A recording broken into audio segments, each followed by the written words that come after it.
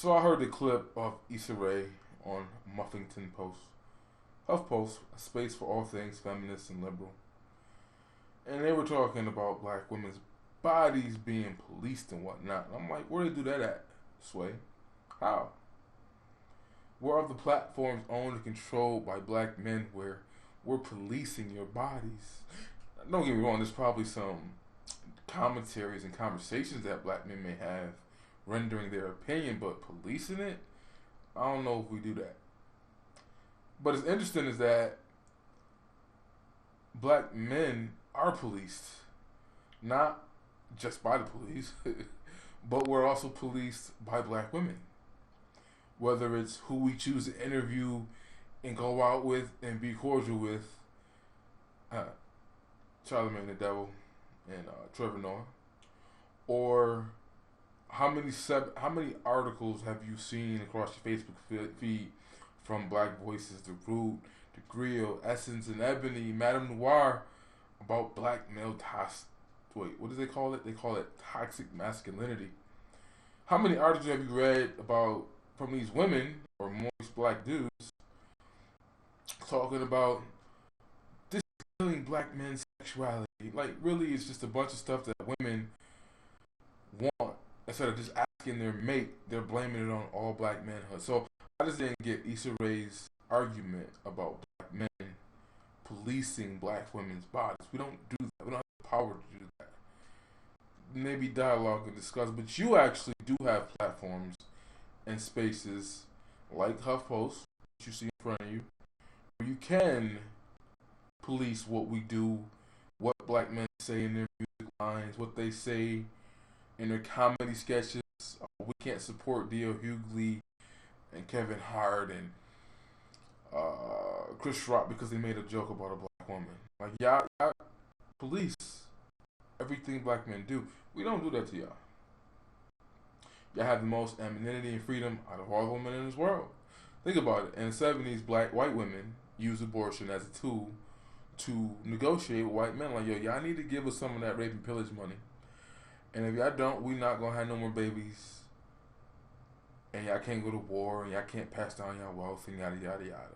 But apart to that, they couldn't have black women keep having babies and growing and being prosperous and whatnot, and working together and having strong, healthy families. So they had to convince black women too, right? They're like, if we're gonna take this L, we can't let them keep growing, right? Kind of like what happened in Egypt. Pharaoh was like, yo, like, these slaves is actually growing number, bigger than us. We gotta kill some of their babies. We can't have them outnumbering us. White women play the same game. It's like, yeah, we gotta convince these black women to kill their babies too. But as far as that, you see white men in Congress making laws and doing things trying to control that. They're like, yo, we want y'all to hear heartbeats before y'all kill these babies. We want y'all to, get a sonogram before y'all kill y'all.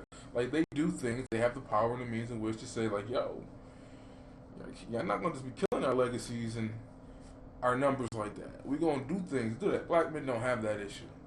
We don't have the power. We don't do any of that to y'all. Y'all have the freedom to have as many abortions as you want. Aborticide is the proper term. I can have many babies as you want. Apparently, from listening to the Grapevines video when they were talking about, a woman's past and sexually and all that, after the day, we don't even have standards. We don't even care how many dudes you smash. Like, we're white. I was in a conversation on Facebook where Superhead was the actual person they were using, saying, and all these black men, like, yeah, she can get wifed up. She can move on. She deserves to be married. Like, wow, like, we're on that. All right, so I guess black men don't even care about that. We ain't got no standards. So I just don't get that idea that black men are policing black women. Anything, if anything, we get policed by everybody. Society, police, black women, you name it. I was in another conversation on Facebook where they were talking about this chick randomly said, when did black men just randomly start using the word female? I'm like, all right, we go. And this is one of these chicks that get real emotional, so I dealt with it delicately. I was like, yo, I've always used the word. It's never been a problem. Only when dealing up until recently when talking to actual feminists.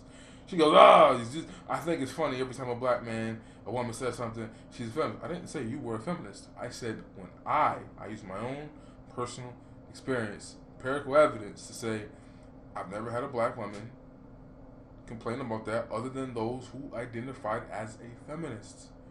They're the only ones to try to correct my speech, police my speech, right? That's my point. I even went on to say, like, in my city, we say female, we say chick, we say broad. Even the females say that. That's just how we speak. It's not that deal. Then she goes on and on about, if we're telling you don't say it, then why would you continue to say it? Well, first of all, it's not like we're calling you a female. It's usually used in general to describe a group of women, not directly calling you one. It's just used passively to speak about a group of women. No one personally, just in particular. Yet you still be in your feelings and you take that personal and talk about it's dehumanizing and all the other nonsense that y'all wasn't saying 4 years ago, y'all weren't saying 5 years ago. It's just popular now that you want to police black men's speech. Right? Gotcha.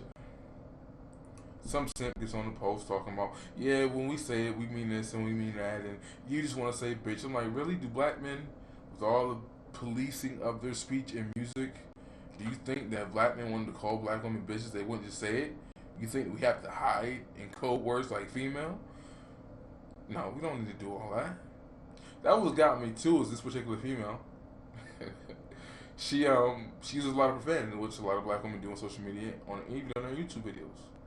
And I'm thinking to myself, if somebody came up to you and asked you to stop cussing so damn much, and it's one thing to say it when you're talking, but to type it all the time too, because it makes them feel some type of way, you probably cuss them out as well.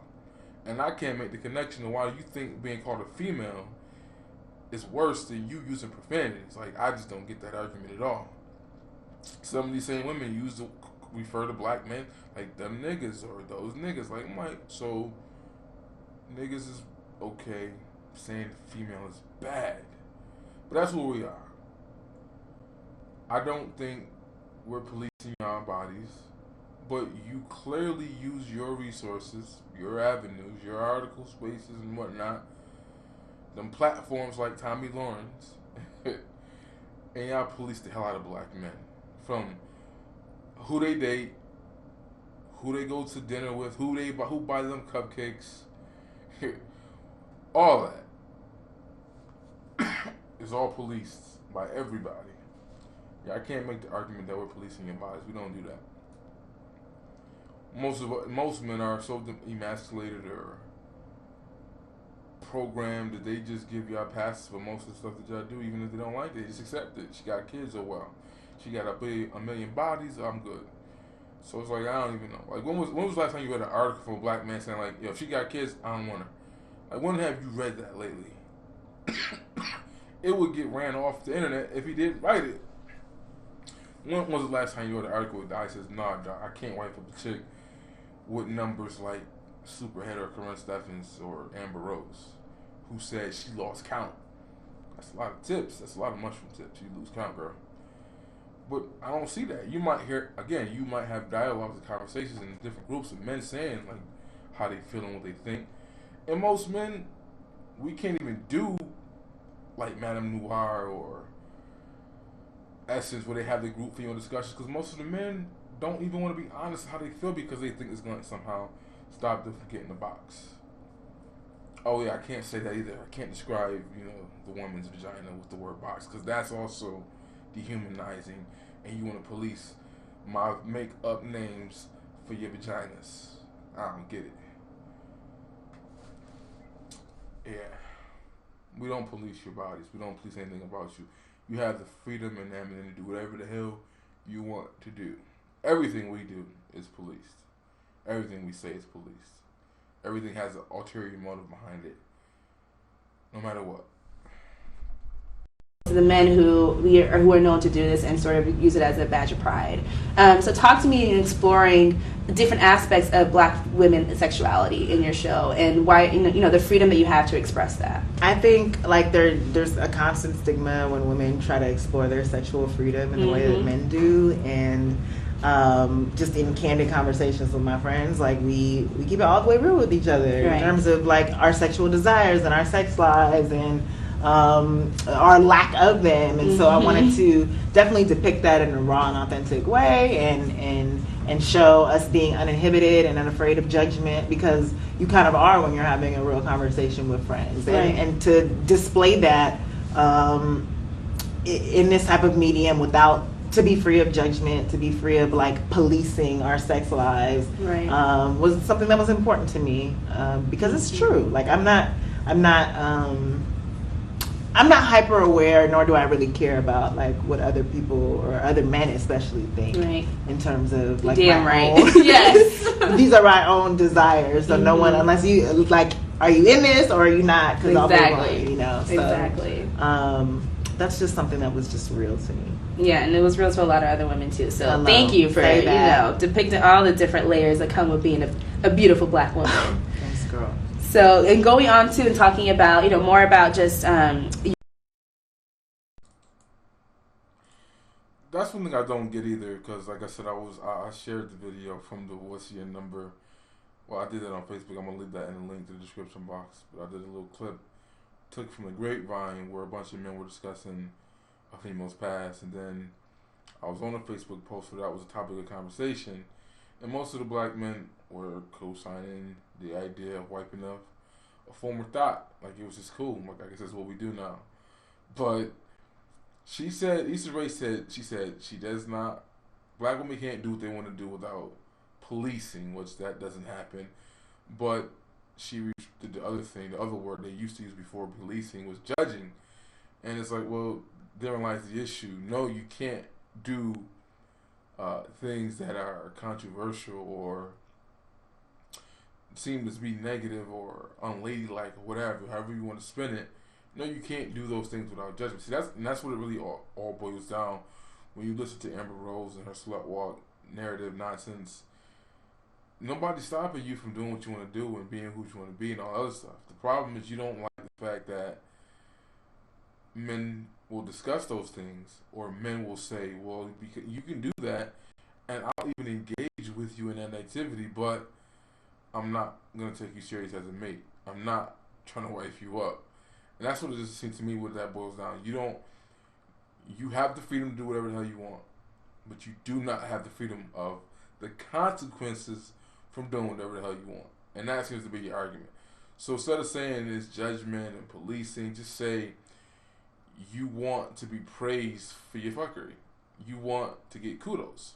And that's one thing that's funny too, because women act like all men are just praised and looked up to for being thoughts, and that's not the case. I remember this one white dude I was working with.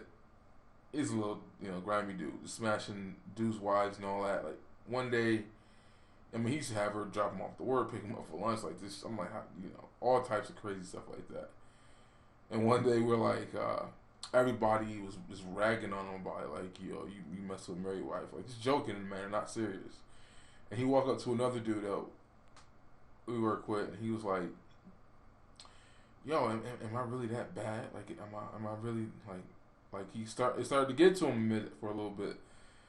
And then the dude looked at him with a straight ass face. He was like, yo, I don't want you around my girl.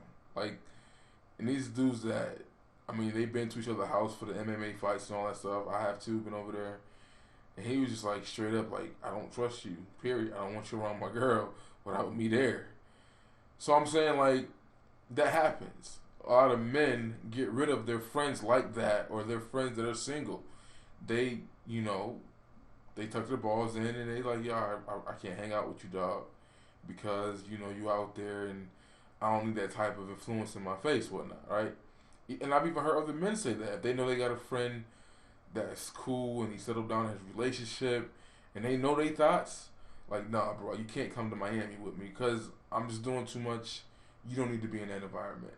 So I'm saying I think they need to kill this idea that all men are praised for being thoughts and being reckless and being out there. Like, because it's not the case. Some men fall back from men like that. Some men who act like that or are like that, they're not trusted by other men. They don't. They might live vicariously through their stories and whatnot. But if they hung up their cape and they done and they chilling and they settle down, they not. They don't want to be around you because they don't want to hear their wives or their girlfriends or whatnot complaining, and they damn sure don't want that type of influence because the type of chicks that y'all be around. And chicks that be around me. I was talking to my cousin about something the other day. He said he just went out somewhere with his wife. His wife went to the bathroom, like 5 different chicks walked up to him, but just no chill. And one of the girls actually graduated from high school with his girl. He remembered her, but she didn't remember him. But it was just like, I don't know. But that's what I have to say about that, though. As far as her saying she doesn't care about the judgment of men, but you do care because you don't want it to exist. If you didn't care, you just do what you want to do and understand that there's going to be critics of what you do. That's what I was just saying, like me. I know if I'm engaged in effed up behavior, I know there are consequences to that behavior. I really don't care, so I don't care about the criticisms and critique. 9 times out of 10, you're probably right. That's the problem with women. They don't want to admit, like, yeah, you're doing too much, right? When I was in that group post talking about, wifing up a Karen Steffens, even though we all saw the Vlad interview where the chick said no matter who she's with, when Wayne calls, she's getting up going, like, and these dudes are like, yeah, we can wife someone up like that. I'm like, oh, okay, so we on that. But knowing them were like, no, I wouldn't wife a chick up like that. Hell no. I wouldn't wife her up. And some women want to say it's contradictory, say, would you smash? Well, that's not the same thing. You need to learn how to decompartmentalize. Apparently, women can't do that. Men can. Because they seem to make connections. Well, if she's a whore, then what are you for sleeping with her? Like, I guess men don't think that way, though. And not even that they think that way. They just don't care. You care too much. Issa Rae said she doesn't care, even though she just talked in a segment about she wanted to use her platform to show that black women can just be thoughts. Like Molly on the show Insecure is a thought. There's just no other way to flip it. She's a thought. And that's one thing that's funny about her show is that it's not really like people said they didn't like it. I heard and watched the TBAs and his 2 female co-hosts talk about the first episode, and I know people on Facebook who said they stopped watching because they didn't like the depiction of black men and black women. But I'm like, in essence, the show is really showing how grimy women are. Molly the thought, she's the educated thought, the on point thought, who just is reckless. Her vagina is broken, like Issa Rae said on the show. And then Issa Rae's character is not a catch either. She's got a lot of issues and problems and things she's going through. So she's not really a catch either. So it's like all the women on the show, I guess if you want to say it's being real, being open, but it's like it's really not a bash a dude show. It's really just it's more negative imagery of black women on the show than of black men. I'll put it that way. At least in my opinion, my submission from what I've seen in the first season. That's crazy. But that's my video.